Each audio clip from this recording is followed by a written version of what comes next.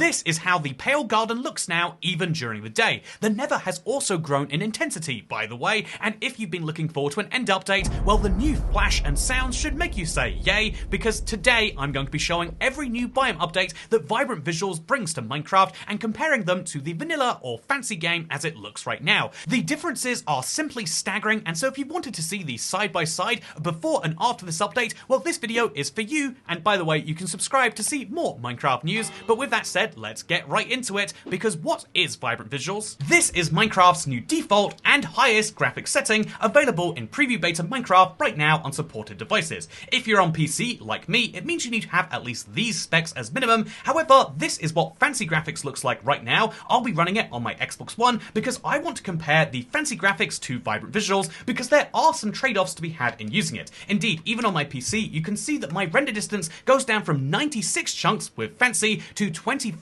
chunks as the very max with Vibrant Visuals enabled, and switching between these two graphics options isn't allowed in-game by default, and even when you do turn it on, it can crash your Minecraft, as it has for me many a time, meaning that you have to make a choice about whether you want Vibrant Visuals or whether fancy is enough for you. And so that's why I wanted to compare this exact same seed between the two graphic settings and actually show you the same world on the same seed between these four categories of biomes to make sure that you get a fair comparison of what one graphics mode looks like versus the other. And so with that said, let's get started with the first biome from the overworld, because the spawn point for this seed actually takes you directly into Minecraft's most sought after biome, the plains. And this looks incredibly standard, as you can see, but turn on Vibrant Visuals and everything is different, because first of all, there are shadows, not just for the blocks, but also for mobs, myself included. There are actually reflections on all of the water, including for the light sources, and indeed the entire biome just has this nice little haze to it, where you can immediately see that the colours are far warmer.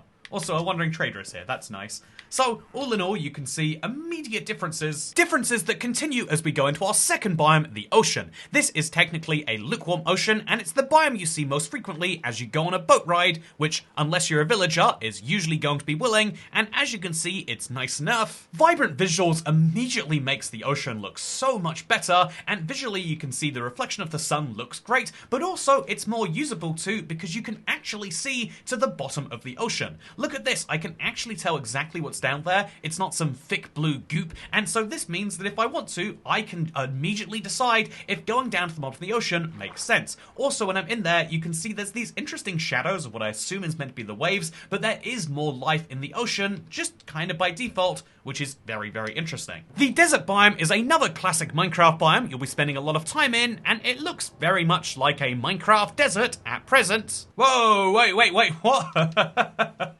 Okay, so I was about to say a quick spruce up with Vibrant Visuals doesn't change things, but there is a fog that will appear that changes the way things look entirely. My daytime-night cycle is fixed, by the way, but as you can see, just immediately from that little transition, the deserts now are going to be much warmer places in terms of the visuals of the game. This is a huge change to how deserts will feel in Minecraft, and it means that, yeah, it's not just the shadows that make a difference here, it's not just the colors of the block and what you can see, but also the very temperature of everything that you look at is going to be wildly different. And that is fascinating. I don't know why it didn't apply for the first 20 seconds I was here, but it's cool that it did eventually. Oh, yeah, look at that. That is a stunning difference. You can see it side by side right there. The most interesting comparison I can find for a basic biome, though, has to be the caves. Right now, I can see in a cave just fine with fancy graphics because everyone just turns their brightness up to 95 or 100, specifically because they want to be able to see in the dark here. You're still happier when you have access to light, but this is the basic dichotomy of how caves work now. But with Vibrant Visuals enabled, you can see that actually things are much clearer here. This is a weird quirk of how people want to see graphics, but even though it's dark and you can tell it's dark, I can still see very clearly. And what's interesting about this is it's almost blindingly bright when I do see a light source. I think, you know, rightfully so. If you see some light in the dark, it would look like that. But what's interesting here is my brightness isn't set to 100%. In fact, it's actually below 50 right now. If we do the same comparison, but with even more brightness, well, instead of looking like this, oh no, it's at 70, never mind. Take that back. Well, with 100% brightness, your caves would look like this. Meanwhile, setting it to just below 50, where most people are probably going to want it, makes it look a bit like this. Again, it feels a bit like I'm looking through some stained glass, or like it's a weird vintage film or something like that. The way light is working here is fairly natural, you might say, but it just feels wrong to look at. Yeah, I'm gonna say that naturally speaking, people want not visible to still be quite visible, and so if we set it about there, we get a really nice balance of not being super, super bright, and presumably not being blinded by torches. Yeah, that works. For me, at least. I'm not being blinded by the lights that exist, but I'm still able to enjoy and see what's happening in this cave regardless. By the way, water looks very, very strange. But they have actually done a lot of improvements on that. So yeah, these are the basic biome comparisons, and I have to say the most notable improvements here are probably going to be the desert and other biomes that have that warmth applied to them. The oceans are going to be much more usable, and the underground is going to change in vibe, but it's almost going to change more based on what settings you use than anything else. Yeah, I think that with this level of brightness enabled, things look a lot better. You can see, by the way, the emissiveness on the spider eyes there, you can see the water's looking fairly normal, and you can see that the darkness in the cave is clearly dark without the brightness having to absolutely blind me, and so this might be a nice spot if caving is important to you.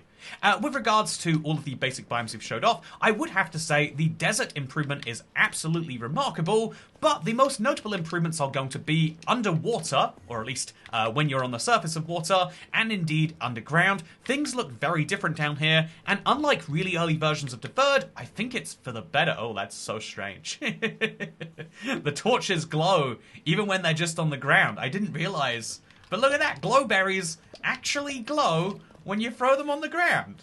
See, I'm learning something from this video too. Next up, let's talk about the more rare and interesting biomes, I guess we could say. So this is perhaps the most famous of the odder Minecraft biomes. This is the Mesa biome, which is known on the Java edition as the Badlands, but let's be honest, it's the Mesa. And what's interesting about this biome is that it's super, super orange, and so it's very, very visually appealing, which is why I'm sure you want to see it in vibrant visuals, and whoa, just immediately, this is the weirdest feedback to give. Everything feels more orange, right? I don't even think it's the color temperature of the biome or the fog or anything, just literally looking at the ground, it looks far more orange. You can also see the shadows of the dead bushes. These are aligned to the pixel grid, which is super cool. Look, I am an ocelot moving around, but I still actually follow the pixel grid there. It's really, really clever in my opinion, but also you'll notice that because this is a biome with some water, look at anything with edges on it, and the edge, so for example, look at the land over there around the sugarcane, and you'll see that it looks like there's an outline around those blocks. This is a weird artifact of the way that lighting is calculated, and I don't know if it's intentional. I don't know if it's like a desirable thing, or even if it looks bad or good. It's just a bizarre quirk that you can see doesn't follow, it's not that water looks like that. It is that land next to water has this interesting vibe.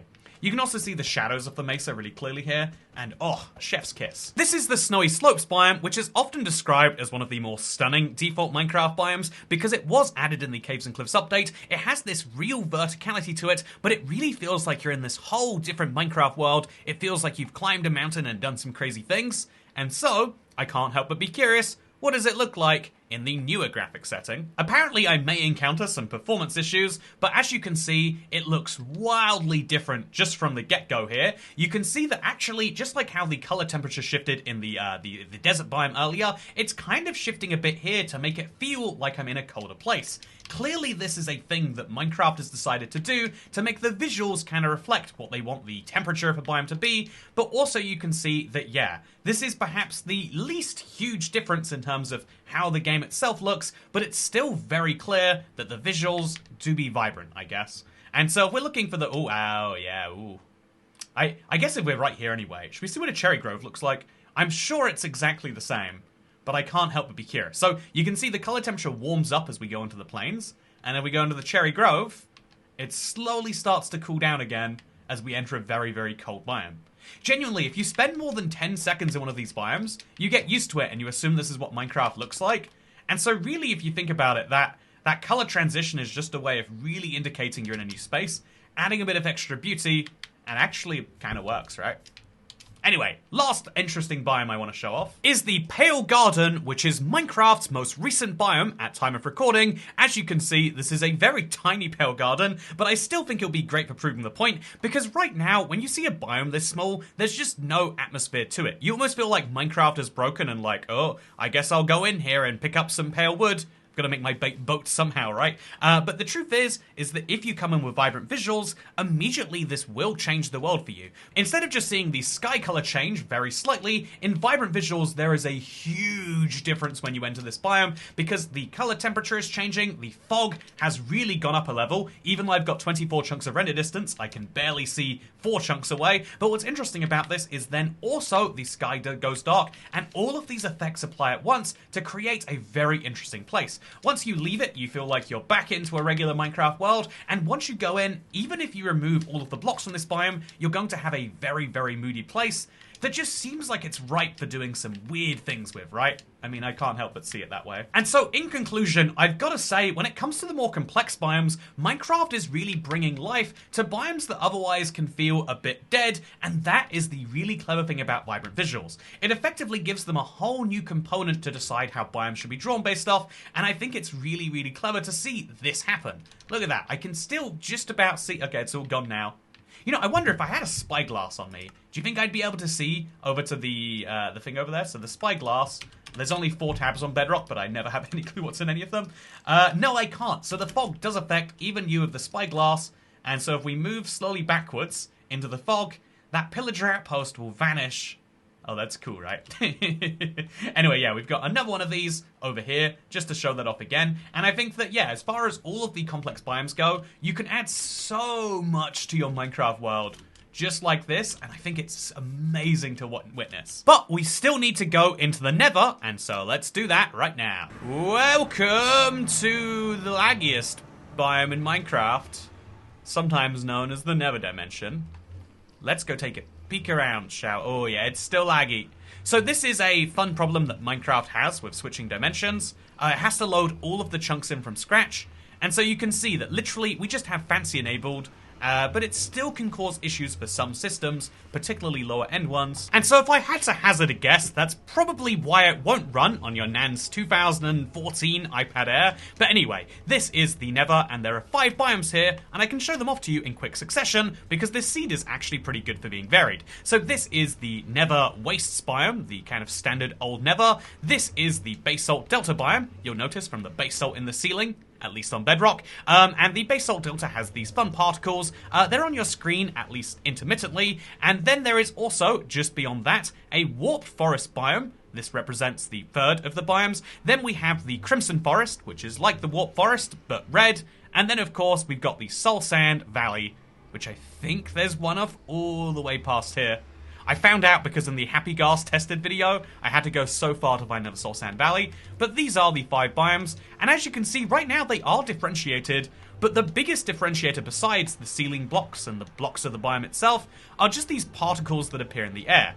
You can see a few of them here, but with vibrant visuals turned on, you can see that they are much more clear because they seem to have a little bit of luminescence applied to them.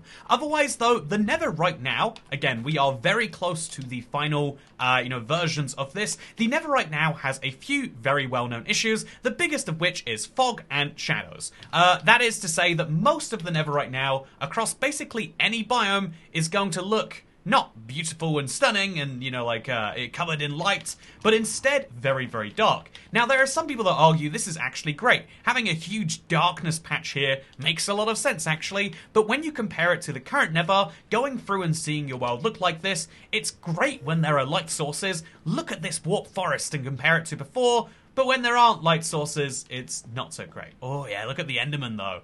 Again, there are so many good things they can do with the Nether, but in its current form, I've got to say, it's a little bit dire. Not just on performance, apparently. It's a little bit dire in terms of how it actually looks. And there are moments where each of these biomes tends to shine, tends to excel, but there are moments where they do literally exactly the opposite. And it's a real shame. So yeah, the Nether as a whole, I would have to say, is a biome that is the place that needs the most work. If you were to be switching visual graphic options, like Minecraft doesn't want you to do apparently. But if you were going to be switching your visuals, I would say the Nether is the place where, even though it might look better in parts with vibrant visuals, there are so many parts where it looks worse, which is why it probably needs a few more betas. Before we jump into the end dimension, I think it's important to have a quick discussion about performance, which we can do from this mushroom biome. Because instead of the mushroom biome looking like the Instagram filter that you'll see in most of the overworld, it gets substantially more realistic, if we're being nice. And so, speaking of being realistic, let's talk about the realism of what you can expect from performance with vibrant visuals turned on. Because, oh wow, mushrooms look very weird in their shadows, it has to be said. Because the interesting thing about this is the fact that I mentioned in the beginning of this video that you get 96 chunks of render distance without vibrant visuals and only 24 chunks with it. However, this is actually slightly misleading, as 96 chunks will lag most machines at some point, whereas 24 chunks with vibrant visuals will not. And so instead of losing 75% of your render distance and your performance, you can actually see throughout this video, despite having maxed out vibrant visuals, I've still been getting consistently above 200 FPS. Admittedly, this is a 4080 Super, which I hear is a good graphics card, but crucially this means that, yeah, actually, if you are playing on a decent system, you won't notice that much of a performance downgrade, and crucially, the craziest comparison is not to Bedrock before this upgrade, but instead is to Java Edition, which won't be getting it at first. So right now, if I play the Java Edition, I can get 32 chunks of render distance in the default vanilla game, the thing we're comparing, which is actually nuts when you think about it, because 32 chunks of render distance will get me far less than 200 frames per second, whereas I can play Bedrock and I can have graphics that look like this. In other words, the difference between Bedrock and Java will stop being about render distance, like it is right now, but instead will be about the quality of what you can actually see, shadows, reflections, and all of these other weird changes. Okay, we're back to Instagram filter mode. Actually, we're not, right? I feel like it literally changes based on where in the ocean we are. Absolutely fascinating that it looks beautiful there and kind of cool there. I guess the temperature of the ocean changes. But yeah, there are lots of changes that will happen, and I think this is going to be a huge change for those playing on higher-end devices. However, I do think about 70% of Minecraft players, if not more, actually won't have devices eligible for this, making the Bedrock Java comparison even more confusing. But to speak about confusing, let's go to the end.